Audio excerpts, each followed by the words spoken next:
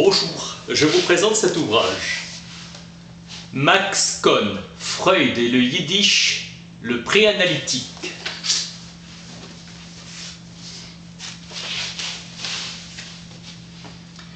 Parler, c'est vivre. Le Yiddish, écriture en caractère hébraïque d'un dialecte allemand remanié au Moyen Âge. Écrit de 1877 à 1897, non publié dans ses œuvres complètes.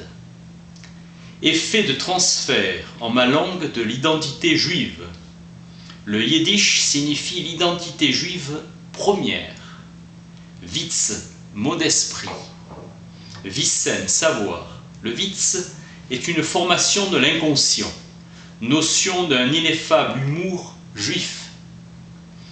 Marc Weinreich fait remarquer qu'autrefois les Juifs parlaient hébreu et écrivaient la tradition en araméen.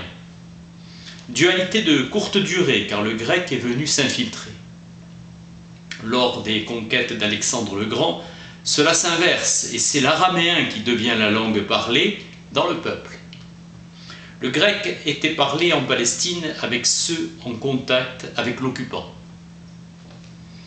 Une langue est parlée en fonction des besoins d'une classe sociale à un moment donné. Le Yonish, langue juive dérivée du grec, 1250 est la date du début du Yiddish. La première codification de l'allemand date de 1663. Le Yiddish oscille entre une très grande valorisation par le mouvement hassidique et une mise à l'écart dont Moïse Mendelssohn ou Theodor Herzl sont des exemples. Véhicule des idées communistes au XIXe siècle et voit son déclin lors du régime du RSS. Caractère subversif du Yiddish. Avec Freud, c'est un moyen pour exprimer l'inconscient du sujet et non une idéologie ou une tradition. Yiddish comme objet dont Freud s'identifie. Freud traduit Mill, Bernheim et Charcot. La fonction du Witz est biologique. Il s'agit d'assurer la continuité du vivant malgré la discontinuité du réel. Le biologique rencontre l'historique. Le pulsionnel rencontre le pouvoir et la maîtrise. Le Yiddish n'en comporte aucun message, il ne signifie rien. Freud est un sujet divisé dans l'histoire, déchiré par le moment inaugural du Witz. Déplacement de la pulsion par rapport à un objet. Freud produit un langage qui fonctionnera comme une théorie. Invention de la psychanalyse. Demande d'un sujet en souffrance symbolisé dans le Witz par le Schroner, le mendiant. La fiancée, Keil en yiddish, signifie détraquer. Il utilise le Witz chaque fois pour illustrer une notion. Il fait intervenir le Witz en tant que signifiant qui illustre une notion. L'humour juif, le Yiddish contourne la censure. Il s'agit de preuves par l'absurde. Un juif converti au protestantisme va voir un prêtre pour devenir catholique. Vous changez bien vite de religion. Oui, mais en devenant catholique, je pourrais dire qu'avant j'étais protestant. Le Yiddish permet d'oublier qu'on est juif d'abord. Le nom et la fonction du père. C'est YHWH. Pour le Witz, la folie ne vient pas du réel, elle vient du Witz même. Il y a rivalité entre la folie qui vient de Dieu et celle qui vient du Witz. Pour Dieu, tous les signifiants se valent. Redonner au signifiant sa valeur, telle est la tâche du Witz. Mettre le monde à l'envers par le langage du Witz. Pour le Witz, historiette faisant preuve d'humour, le phénomène de l'inégalité doit avoir une certaine légitimité. L'origine est dans la loi et la loi est juste. C'est l'être qui fonde l'avoir. Signe de reconnaissance des locuteurs, le Witz ouvre pour Freud la perception de la question de l'hystérique. Métaphore qui renvoie à une autre dimension. Déplacement constant des signifiants. Métonymie. C'est le Witz qui est le message. Charcot croyait à la simulation de ces hystériques, tandis que Breuer croyait à la réalité de leurs demandes. Un Lituanien tombe malade, 2 mois, et cela lui coûte 200 korbens. Un ami lui répond qu'ailleurs, il aurait pu tomber malade 2 ans. Raconter un Witz, c'est croire un sujet sur parole. Le yiddish n'est pas une collection de Witz. Dans son travail préanalytique, Freud collecte sa propre position de sujets en les rassemblant. Le Witz fonctionne de manière à tenir compte du rêve de l'interlocuteur. Le rêve s'arrête au cauchemar du réel. Il propose à l'inconscient un tremplin et s'immisce dans le désir. Entre un rêve et un Witz, il nous arrive de croire que nous sommes conscients et que nous aimons le réel. Le Witz crée un espace potentiel où la parole a de la valeur. C'est le minimum d'illusion pour parler. De 1877 à 1897, il y eut 20 années avant que Freud ne devienne le premier psychanalyste. Dans le préanalytique, nous assistons à des déplacements de mots et d'objets. Freud fit avant l'obtention de la Docentur 12 travaux. Numéro 1. De fil en anguille, 1877. Anguille, mise au génitif, des Hals qui consomment avec des Hals la gorge. Nous savons qu'il mourra d'un cancer dans la bouche. Freud dit que le professeur Klaus l'a incité à examiner les organes sexuels de l'anguille. Il va à la station zoologique de Trieste. Un Witz est fait pour être oublié. Il crée un oubli possible. Le langage supplée au biologique. Acharnement à maintenir la différence là où elle n'est pas.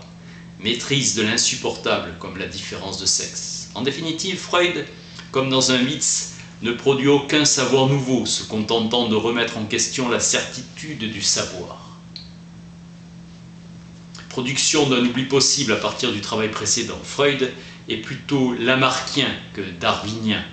Il est pour la transmission des caractères acquis. Freud avance par petites touches. En yiddish, chaque lettre produit sa propre ponctuation. L'origine des anguilles reste un mystère. Phase de neutralité, de féminisation, d'hermaphrodisme et de masculinisation et de féminisation définitive. En 1877, Freud étudie la moelle épinière de l'Amocoptes, à la charnière des vertébrés et des invertébrés. Le système nerveux est comparé à un système télégraphique.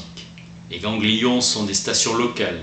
Il découvre l'origine des fibres des racines postérieures. En 1878, il travaille sur le pétromyson. Freud lit Don Quichotte de Cervantes et s'occupe d'anatomie du cerveau. Freud part du plus primitif, l'invertébré, pour comprendre le plus évolué, le vertébré. C'est l'hystérie qui a permis de saisir le concept de refoulement, et c'est la névrose obsessionnelle qui fait saisir le concept de régression. L'hystérie a été étudiée avant, donc on dispose du concept de refoulement avant celui de régression.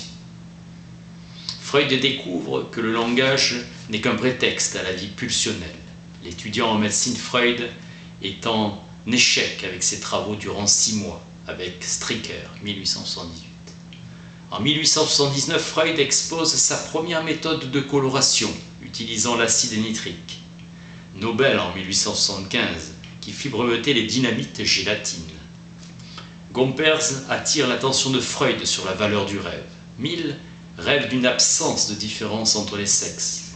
Selon Freud, l'intérêt majeur de Socrate, c'est sa méthode, la division comme chemin vers la définition. 7e travail de Freud en 1882. Les cellules nerveuses chez les crevisses de rivière. Passage du préanalytique au psychanalytique, par repérage de la structure inscrivant un nouveau regard. L'absence de corrélation d'un mot à un autre, d'une langue à une autre, est ici conceptualisée. La vie psychique, la voie psychique a le Witz comme métaphore, le transfert étant condition de Witz, et c'est ce qu'il produit.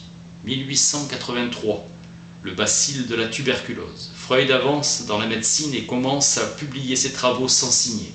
Freud croit à l'existence d'un agent de la transmission de la maladie, visible grâce à la coloration. Koch découvre le bacille de la tuberculose. La cocaïne désensibilise la langue. 1884. Le bacille de la syphilis. Grâce à la méthode de la coloration, c'est l'agent d'une maladie sexuelle qui est découverte. Joie, Freud. Chaque découverte de Freud possède un principe d'extension. Il conclut que sa méthode peut être élargie à l'étude des nerfs dans d'autres organes.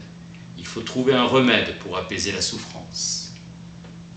Au lieu de mettre dans la bouche quelque chose, il deviendra attentif à ce qui en sort. Nous n'avons pas besoin de l'humour, Witz, pour nous sentir heureux dans la vie. C'est la limite de la suggestion que découvrira Freud avec le concept de transfert. La cocaïne peut agir sur la vue. Charcot insiste sur l'importance de l'anatomie pathologique. Le Yiddish ouvre la problématique de la distance de l'idéal du moi au moi idéal, permettant d'accès au sujet. Impossibilité de faire d'un goy un juif et ainsi coïncider l'idéal du moi au moi idéal.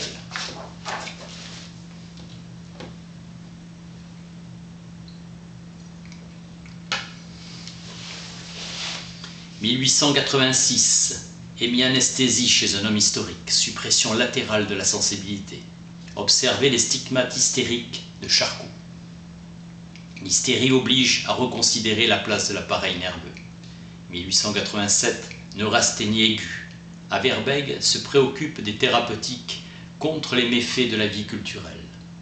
Le traitement consiste au repos, à l'isolement, à la suralimentation, du massage et de l'électricité dans le cas de patients nerveux.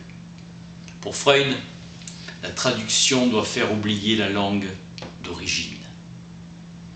Le symptôme de l'hystérie, c'est la guérison par l'électrothérapie. 1887, s'assurer du trajet des nerfs. La disposition à une maladie nerveuse est soit héréditaire, soit liée à un facteur étiologique dans la vie du patient.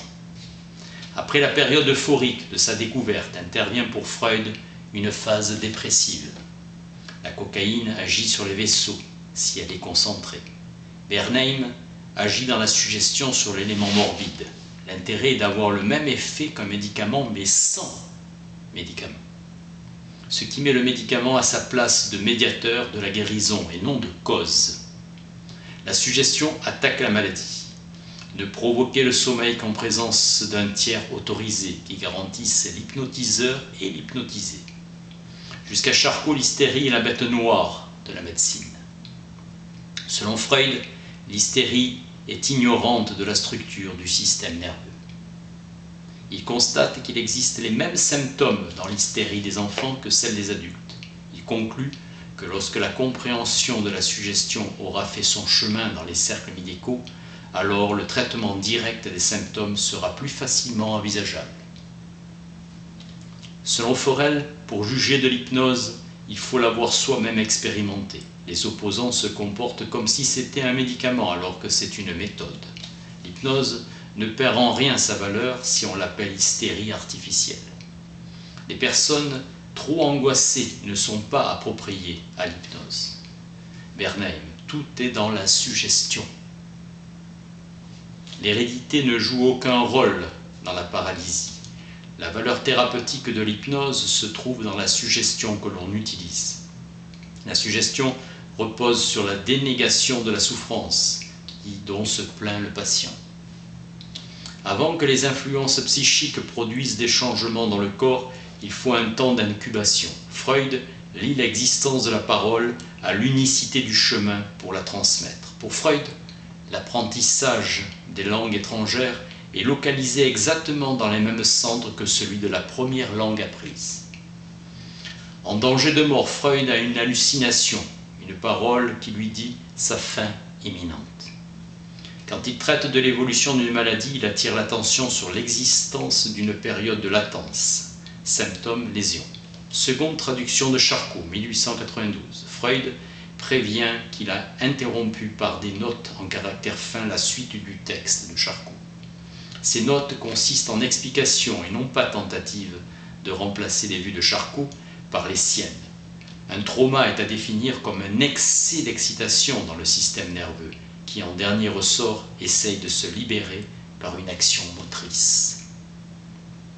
Observation de Freud d'enfants atteints de tics convulsifs.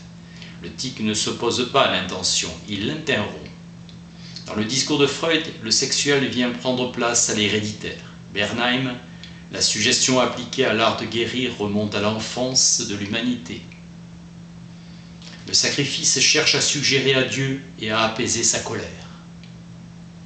Ce sont les prêtres qui s'arrogèrent le pouvoir de guérir par la suggestion.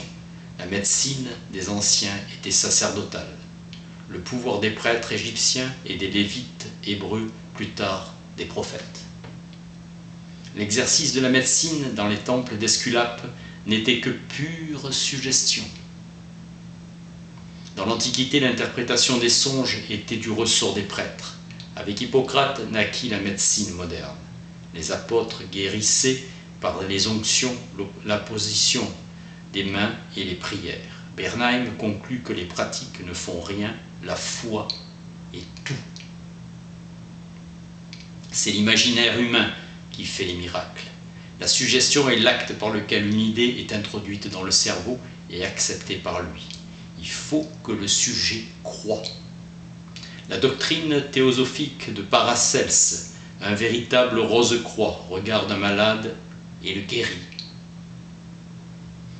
La suggestion religieuse est le meilleur moyen pour briser le contrôle de la raison. Fakir, yogi ou moine du mont Athos font de l'hypnotisme. Hypnotisme est remplacé par état de suggestion. Il n'y a pas de sommeil.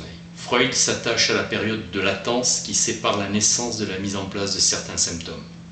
Grâce aux recherches de Breuer, il est possible de faire réapparaître les souvenirs refoulés et de rendre claire leur relation avec le reste de la perception, contenu sexuel.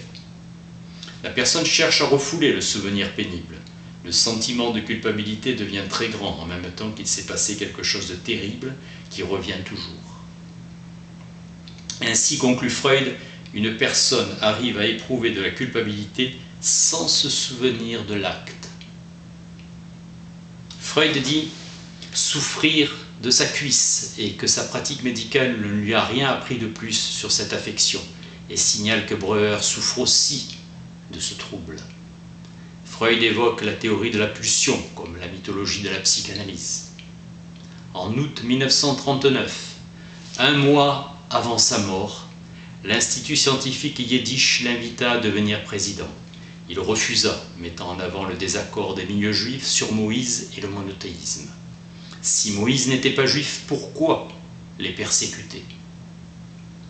L'antisémitisme perd son fondement historique.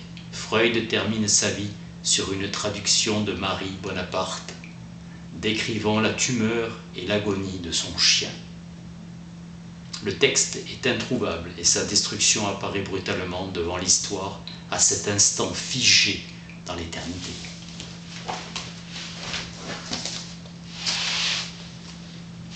Max Kohn, Freud et le Yiddish, le préanalytique. Merci.